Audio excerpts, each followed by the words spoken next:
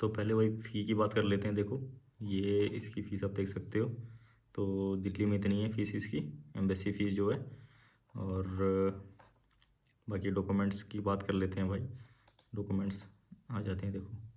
तो यहाँ पे मैं क्लिक करता हूँ, ये पूरा इनका खुल गया। देखो वैलिड पासपोर्ट हो गया आपका, visa application form, DHA form होता है KT4, वो फॉर्म आपको फिल करना पड़ता है ब्लैक और ब्लैक पेन से। ठीक है, बहुत अच्छे से बहुत ध्यान से करना पड़ता है क्योंकि ये सबसे इंपॉर्टेंट है भाई।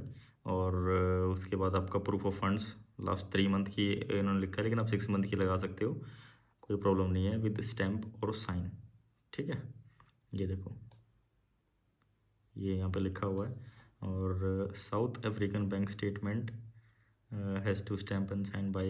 इसका आपको कोई मैटर नहीं है, कोई डरने वाली बात नहीं है, इसको छोड़ देना आप, कोई प्रॉब्लम नहीं है।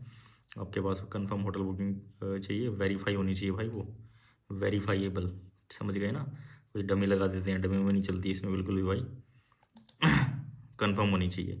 NOC from the employer, employer से आपकी NOC चाहिए। स्कूल अगर यूनिवर्सिटी में कहीं पे भी आप हैं तो वहाँ का आपका सर्टिफिकेट चाहिए। आपकी day to day travel itinerary होनी चाहिए, covering your stay in South Africa की, एक कहाँ कहाँ पे आप घूमेंगे, कहाँ कहाँ पे जाएंगे, कहाँ कहाँ पे आपने ट्रैवल करना है, वो सारी चीज़ें। आपकी वैलिड टिकट और प्रूफ ऑफ रिजर्वेशन, आपकी वैलिड टिकट होनी चाहिए, जो हमने भी इनके लिए लगाई थी, जो कन्फर्म होटल बुकिंग हमने इनके लिए लगाई थी, वो सेम चीज़ आपको चाहिए। और अगर आप मैरिड हैं तो मैरिज सर्टिफिकेट आपको लगाना पड़ेगा। तो ये सारे डॉक्यूमेंट हैं, और भी हैं, मैं आपको दिखा देता हूँ एक बार। ये देखिए, तो पासपोर्ट के बायो पेज की कॉपी, और कवरिंग लेटर हो गया, उसमें सारा सब कुछ आपको एक्सप्लेन करना होता है, कहाँ कहाँ पे आप जा रहे हैं, कहाँ पे घूमेंगे, क्या आपकी प्रोफाइल है, अपने आप को अच्छे से रिप्रेजेंट करना होता है। ठीक है, तो ये सारा होता है। और अगर आप सेल्फ एम्प्लॉयड हैं तो लेटर हेड पे आपका जो है कवर लेटर उस पे होना चाहिए। तो ये चीज़ भी ध्यान रखना भाई, बहुत सारी चीज़ें होती हैं जो आपको आप इग्नोर कर देते हो, बट वो इंपॉर्टेंट होती हैं, और उसके बिना सबमिशन भी नहीं हो पाता, वीज़ा मिलना तो दूर की बात है। तो ये फैक्टर थे इसमें। बाकी मिलेंगे आपसे नेक्स्ट वीडियो में, और इसको आप शेयर कर सकते हो। कॉन्टैक्ट कैसे करना है, इंस्टाग्राम के थ्रू, स्क्रीन पे भी आ रहा है, डिस्क्रिप्शन में के अंदर भी लिंक है, वहाँ आप हमसे कॉन्टैक्ट कर सकते हो डायरेक्टली। हमारा कोई अदर नंबर नहीं है, कोई लिंक नहीं है किसी के साथ, इस चीज़ का आप स्पेशली ध्यान रखना। Take care. Hi everyone. So me and my husband, we are from Delhi and we wanted to apply for our South Africa visa. It was our first sticker visa and we were so skeptical, but Robin helped us a lot. He prepared the cover letter, he prepared all the documents, the hotel, the flight bookings, everything. And we were skeptical, but he helped us a lot in this and he did very well. We got our visa yesterday only and we are so happy. Thank you so much, Robin. Thank you for the efforts. He is the best person to go to if you want to go with any country visa. Friends, welcome back to the channel. मैं Robin Dewan आपका स्वागत करता हूं। और भाई इस video में हम बात कर रहे हैं एक अप्रूव्ड साउथ अफ्रीका के टूरिस्ट वीज़ा के बारे में। ये कपल था भाई, इनका वीज़ा अप्रूव हुआ है रिसेंटली, और मैंने स्टोरी डाली थी, तो वही आप लोगों के सवाल आते हैं। तो साउथ अफ्रीका के टूरिस्ट वीज़ा के बारे में हम बात करेंगे इस वीडियो में। तो सबसे पहले तो आप लोग ये मत अज्यूम किया करो कि भाई वीज़ा आ जाता है तो लाइन लग जाती है, सबको मिल गया आपको भी मिल जाएगा, धड़ाधड़ अप्लाई कर दो, काम ख़त्म। रिजल्ट आता है नेगेटिव। बहुत सारी चीज़ें होती हैं, बहुत सारे फैक्टर होते हैं, उसके बेस पे आपको वीज़ा अप्लाई करना होता है ना। ये नहीं कि किसी की वीडियो आपने देखी और उठा के अपना आपने डाल दिया। तो साउथ अफ्रीका आपको पता ही है, मोस्टली ये स्टिकर वीज़ा है। और ये अगर इनका मैं आपको देखूं, ये एक इनको एंट्री मिली है 12 डेज़, 12 दिन की एंट्री इनको मिली है। और प्लान हमने दिखाया था इनका 8 दिन का, क्योंकि वीज़ा लेने के लिए कितने दिन का प्लान दिखाना है प्रोफाइल के अकॉर्डिंग वो डिपेंड करता है। हर एक बंदे की प्रोफाइल अलग रहती है, हर एक बंदे का जो है प्रोसेस ऑफ एग्जीक्यूशन वो सब अलग रहता है। तो इनको मिला है 12 दिन का, आप देख सकते हो।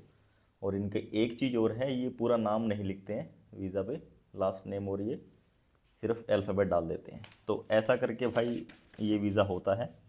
और स्टिकर वीज़ा है, वैल्यू है, क्योंकि स्टिकर है साउथ अफ्रीका का स्टिकर वीज़ा। तो साउथ अफ्रीका का स्टिकर वीज़ा अगर आपको भी चाहिए तो ये वीडियो आप पूरी देख लेना। सिंगल आपको अप्लाई करना है, सोलो आप जा रहे हैं, वो ट्रैवल कर रहे हो, या फिर फैमिली के साथ आप ट्रैवल कर रहे हो, तो डॉक्यूमेंट्स वगैरह वो सारी चीज़ें आपको इस वीडियो में पता चल जाएगी। और विद चेकलिस्ट मैं आपको दिखा भी दूंगा कि चेकलिस्ट में कौन कौन से डॉक्यूमेंट्स हैं जो आपको लेके जाने चाहिए। तो बात अब करते हैं कि भाई साउथ अफ्रीका का वीज़ा क्या आपको मिल जाएगा, फ्रेश पासपोर्ट है या फिर ट्रैवल हिस्ट्री है थोड़ी बहुत, तो क्या चांसेस हैं? डेफिनेटली भाई चांसेस हैं।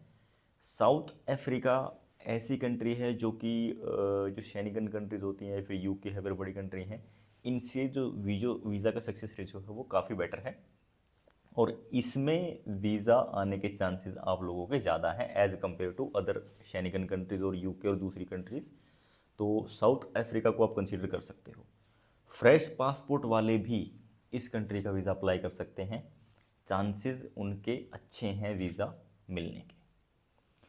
अब आप लोग ये ज़रूर कंसीडर करना कि भाई मान लो कि आपकी 1-2 कंट्री की ट्रैवल हिस्ट्री है और आपको साउथ कोरिया भी ट्रैवल करना है, तो इन फ्यूचर आपको किसी बड़ी कंट्री का अप्लाई करना है तो काफ़ी बेनिफिट आप लोगों को मिलता है जब आप स्टेप बाय स्टेप चलो। ये नहीं कि आपने सीधा उठाया फ्रेश पासपोर्ट और यूएस का डाल दिया, कनाडा का डाल दिया, वीज़ा मोस्टली रिफ्यूज़ होता है।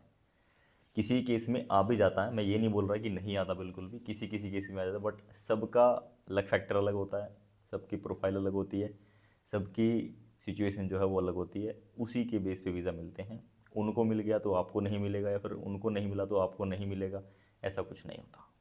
ठीक है, कंप्लीटली डिपेंड करता है।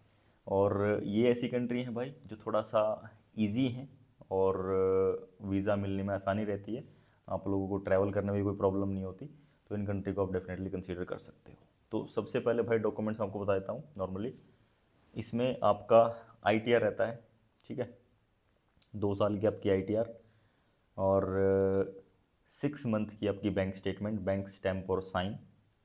बैलेंस कितना होना चाहिए, बहुत सारे बंदे ये भी पूछते हैं। बैलेंस भाई उसमें होना चाहिए कम से कम, देखो एज पर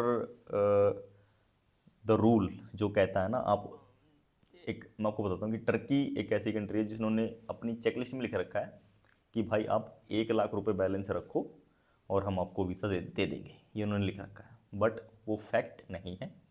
उनका मिनिमम क्राइटेरिया है कि इतना तो आपके अकाउंट में होना ही चाहिए जब आप वीज़ा अप्लाई करते हैं। तो वीज़ा मिलना या ना मिलना कंप्लीटली डिपेंड करता है एम्बेसी के ऊपर, ना वो आपका काम है ना वो हमारा काम है, वीज़ा इशू करना है एम्बेसी का काम, वही वीज़ा देती है। और 100% कुछ नहीं होता भाई, ये सब फेक चीज़ें हैं, इन चीज़ों के चक्कर में पड़ना भी मत, अपने पैसे ही आप ख़राब करोगे और कुछ नहीं करोगे। सेकंड चीज़, वीज़ा मिलना कितने दिन में मिलेगा, कब मिलेगा, प्रोसेसिंग टाइम कितना है, वो सारी चीज़ें मैं आपको अभी आगे बताऊंगा, पूरा स्टेप आपको दिखाऊंगा विद प्रूफ कि कितना टाइम इसमें लगता है। तो साउथ अफ्रीका का वीज़ा लेने के लिए 2 साल की ITR, 6 महीने की बैंक स्टेटमेंट, बैंक में बैलेंस भाई अगर आप अकेले हैं तो 4+, अगर कपल हैं तो 5 से 6 के आसपास आपके अकाउंट में होना चाहिए। इससे कम में भी हो सकता है अगर आपकी ट्रैवल हिस्ट्री अच्छी है, ट्रैवल हिस्ट्री आपकी ठीक है, अगर लेकिन फ्रेश आप कर रहे हैं तो डेफिनेटली इतना अमाउंट आपके अकाउंट में एटलीस्ट होना चाहिए अगर आपको वीज़ा लेना है तो।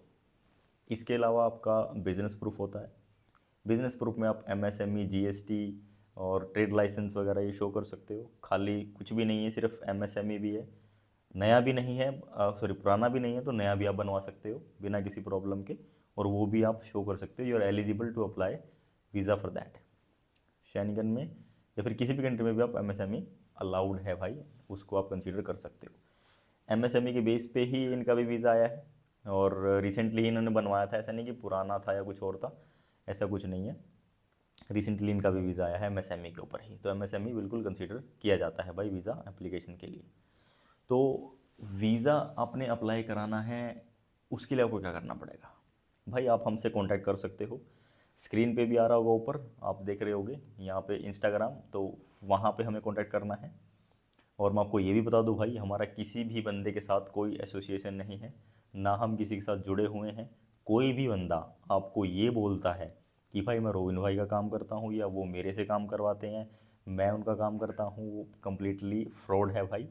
इस चक्कर में आप बिल्कुल भी मत पड़ना, क्योंकि बहुत ज़्यादा फ्रॉड हो रहा है।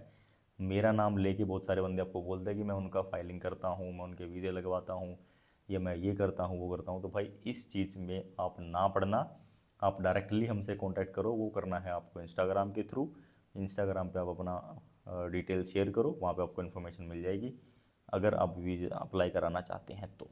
ठीक है, तो ये था डॉक्यूमेंट्स इसका। और भाई इनका वीज़ा आ गया, मैं आपको एक बार थोड़ा सा प्रूफ भी दिखा देता हूँ।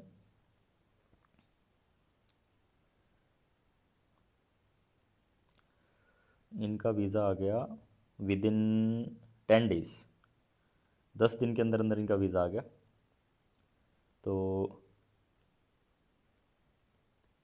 ये मैं आपको बता दूं,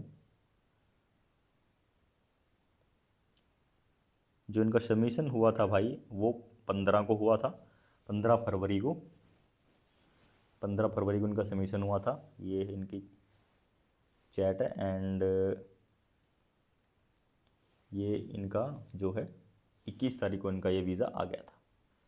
तो ये इनका वीज़ा आ गया था भाई। तो ये इसका प्रोसेसिंग टाइम आप देख लेना, मतलब इतने ही दिन में, मतलब 12 दिन के अंदर अंदर आपको विद इन 2 वीक्स इसका डेफिनेटली आपको 100% रिस्पॉन्स मिल जाता है।